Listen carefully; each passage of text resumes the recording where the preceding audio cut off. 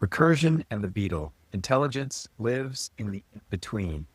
When a man who hangs Christmas lights for a living begins thinking about recursion, natural pesticides, and the mathematics of existence, you know you're in for an unexpected conversation.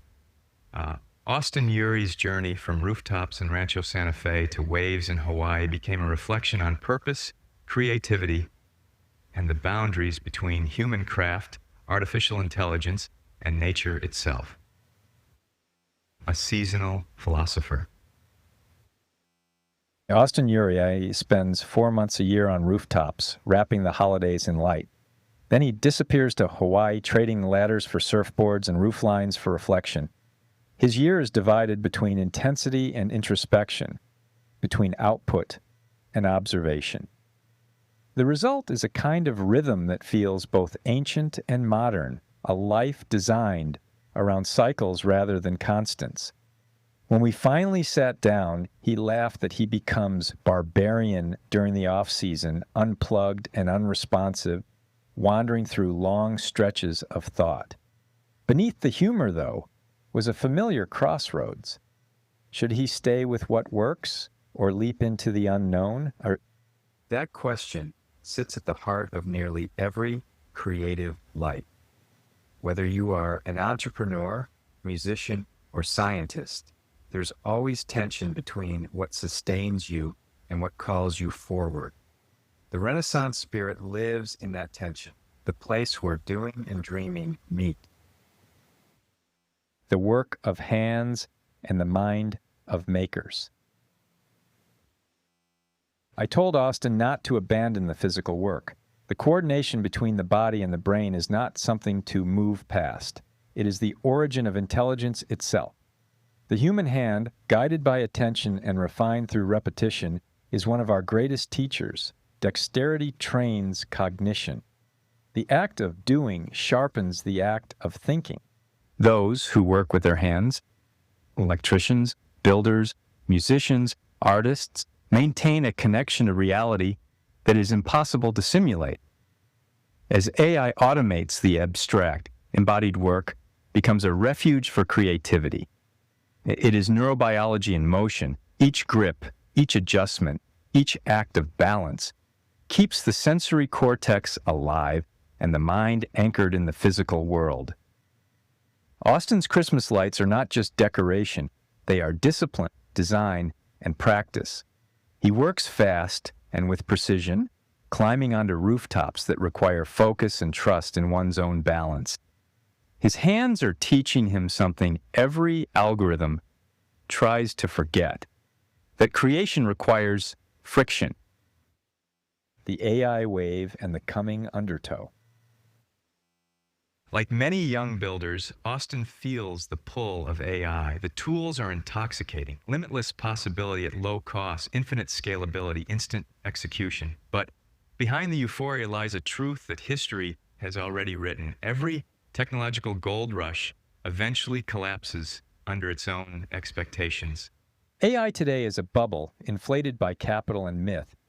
The promises are real, but the timeline is not. Investors are betting on acceleration, not evolution. They expect the world to reorganize overnight. Yet the systems that matter, education, medicine, governance, creativity, move on biological time. They adapt slowly. That doesn't mean stay out of the water. It means surf wisely. This is the moment to experiment while the current is still forming. Learn the tools, build the frameworks, and understand what can be done now. But keep one foot grounded in the physical world. The people who survive the correction will be those who can build with both code and calluses. My mini software company made of AI. To illustrate, I told Austin how I run my own team of AI agents, a coder, a tester, and a manager. Each agent has defined roles, goals, and memory. I assign a project and they collaborate, writing, debugging, and refining while I step away. The system becomes a small company that never sleeps, producing results at a scale that once required 10 employees. But even here, the creative bottleneck remains human. AI executes beautifully, yet it still depends on the direction. The hard part is not the code, it's the clarity. Knowing what to ask, what to measure, and what to stop becomes the new creative art. In this sense, AI has made language itself the new keyboard. The future belongs to people who can express their intentions precisely enough to be amplified. Nature is the original engineer. Austin's second act was less digital, but no less inventive. On Oahu, he tried to build a natural pesticide to stop the coconut rhinoceros beetle, a destructive insect burrowing through palm trees. Chemical solutions exist, but they kill bees, coral, and soil along the way. Austin wondered if there was a gentler route. His question was deceptively simple. Could the problem be solved without destruction? What if, instead of exterminating the beetle, we changed its behavior, reduced its appetite, or interrupted its reproductive signals? A skinny beetle rather than a dead one? That shift in perspective transforms pest control into ecology. Nature already manages these balances. Every forest, ocean, and cell contains mechanisms for restraint as well as survival. Instead of overpowering nature, perhaps our best path is to cooperate with it, to find what it has already learned through millennia of experimentation. Repurposing as a mindset. That same principle appears in science and business alike. In medicine, it's called drug repurposing, using existing compounds for new purposes. Many of today's blockbuster therapies were discovered by accident. Viagra began as a heart medication before it revealed a different talent. Repurposing isn't just a laboratory strategy, it's a way of seeing. It asks us to look at what already exists and recognize hidden potential. Whether it's molecules, software, or skill sets, progress often comes not from invention but from recombination. In a world obsessed with disruption, repurposing reminds us that creation often begins with context. It is not about discarding the past, but rearranging it until something new emerges.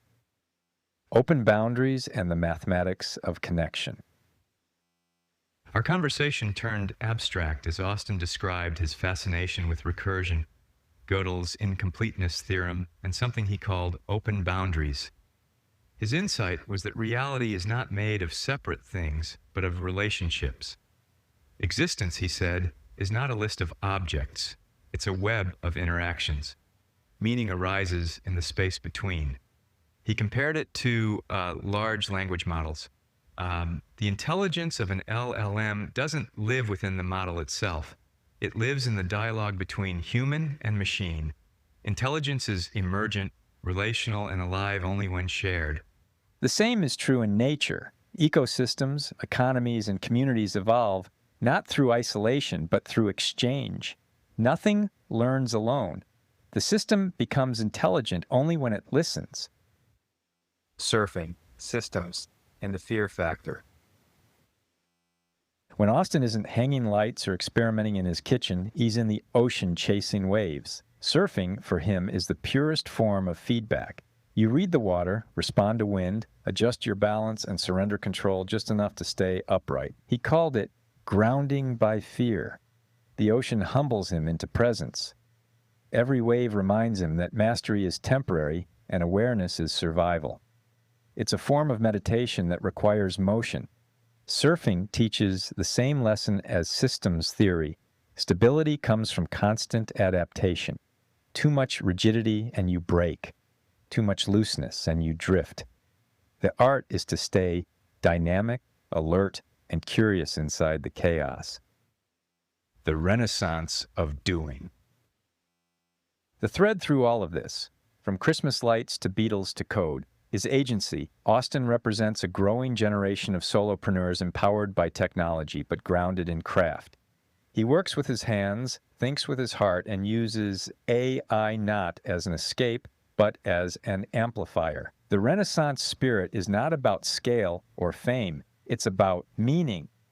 To live fully now requires both precision and play, the courage to experiment, and the patience to refine. That's what the Renaissance Circle is about. Work with your hands, think with your mind, Listen to nature. Collaborate with machines. Stay curious enough to rebuild yourself each season. This is not about survival in an age of disruption. It is about evolution through creation. The Renaissance is not behind us. It is beginning again, one open boundary at a time,